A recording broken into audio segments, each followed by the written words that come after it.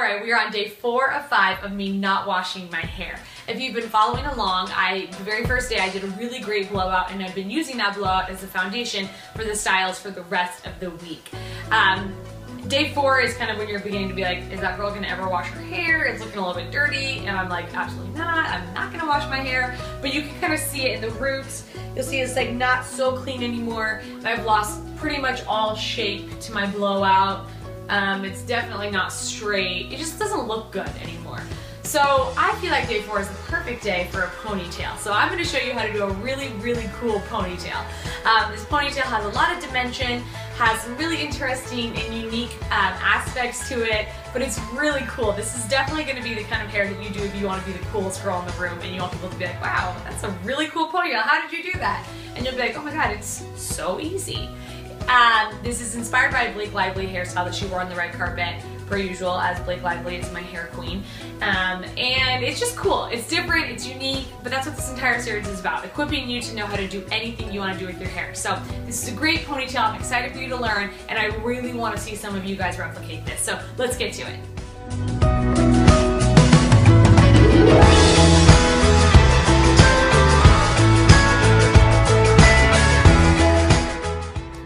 So the first thing that we do is just take our paddle brush or your brush of choice and just fully brush through your hair.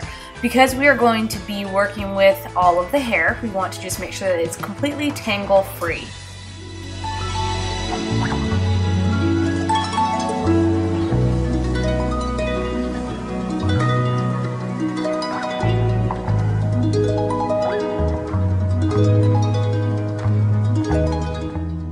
So the way that we get this kind of bubble ponytail look is by doing a waterfall ponytail series. So we do that by sectioning off our hair into different layers, securing each layer with a rubber elastic, and then adding that hair to the next layer. So the very first thing you'll do is take a comb and kind of brush back that tip top layer. You're going to want to put your fingers at the top of your ears and make a triangle shape up so that we have a small top layer to be working with.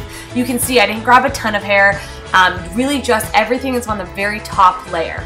And then you'll take a rubber elastic and secure it tightly.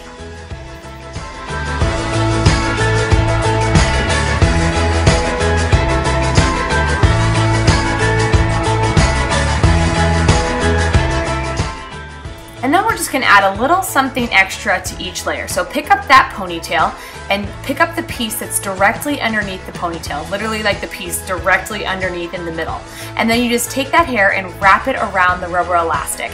This is optional, but I think it adds a really nice touch. And if we're copying Blake Lively's hair, she does it, so why would we not do it ourselves? So just wrap it around counterclockwise. You don't even have to go all the way around since we're going to be picking up that piece in the next section. And then just take a bobby pin and just slide it upwards into the ponytail. That's it. Look at that, completely covered, and now you can't even see the bobby pin.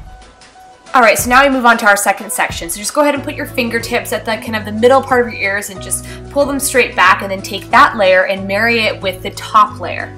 Grab another rubber elastic, but this time before we secure the rubber elastic, we are going to kind of gently tug upwards on the section in between the top ponytail and the ponytail in your hands. This is how we kind of create that actual bubbled out effect.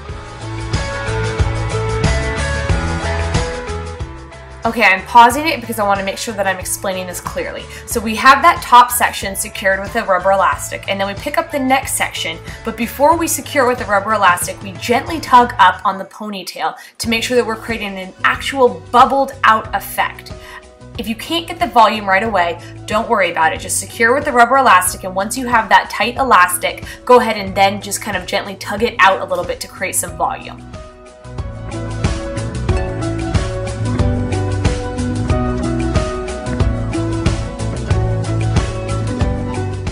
And then we're going to do the same thing that we did with the first one. So pull up a little bit to kind of create that bubble effect, and then grab a tiny piece of hair from underneath the second ponytail you just created and wrap it clockwise around the ponytail.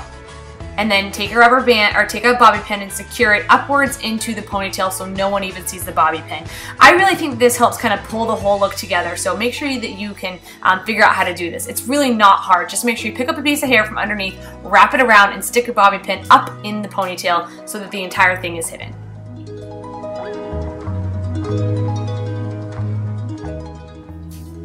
So now we're going to pick up the rest of our hair and take a rubber elastic and secure it at the very bottom of the hairline. Of course, if you have longer hair, you'll probably be able to do more poofs and kind of more bubbles, but like you know, my hair is pretty medium length. So if you have medium length hair or a little bit longer, this is probably how many you'll get.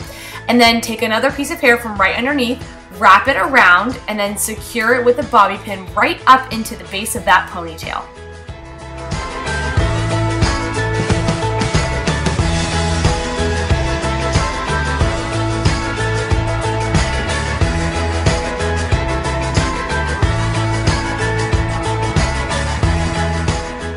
Alright, so now we take one last rubber elastic, and halfway between the very lowest ponytail and the ends of the hair, we just do one more poof.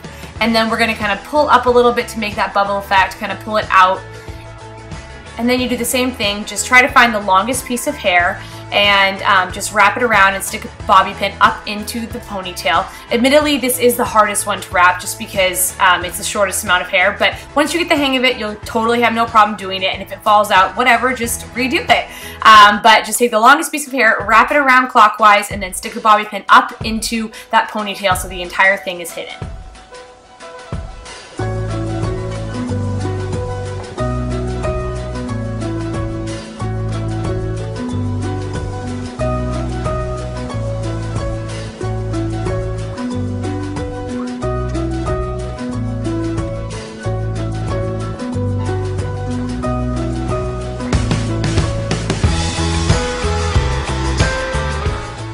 Alright, so now I take a little bit of the faux dry and I actually put it in my hands as opposed to applying it directly to the top of the head. And I'm just going to kind of blend it in. I want a little bit of volume on the top of my head because I don't like it when my hair is so flat. But my hair is also dirty, so I'm just going to blend it into the top of the roots and kind of mix it in and pull it up a little bit. And then I take the hairspray and just finish it off. This is definitely one that you're going to want to use a strong hold hairspray for so that it doesn't move. But honestly, you have those rubber elastics, you have the bobby pins, this thing is not going anywhere. And then, of course, finish the look off with a 3D time to shine. Because I have so much product in my hair after 4 days of hairstyles, it's starting to look a little bit dull. So just take a 3D time to shine, spray it all over, and freshen back up the look. But that's really all there is to it. See, it's really not hard once you kind of know the basics.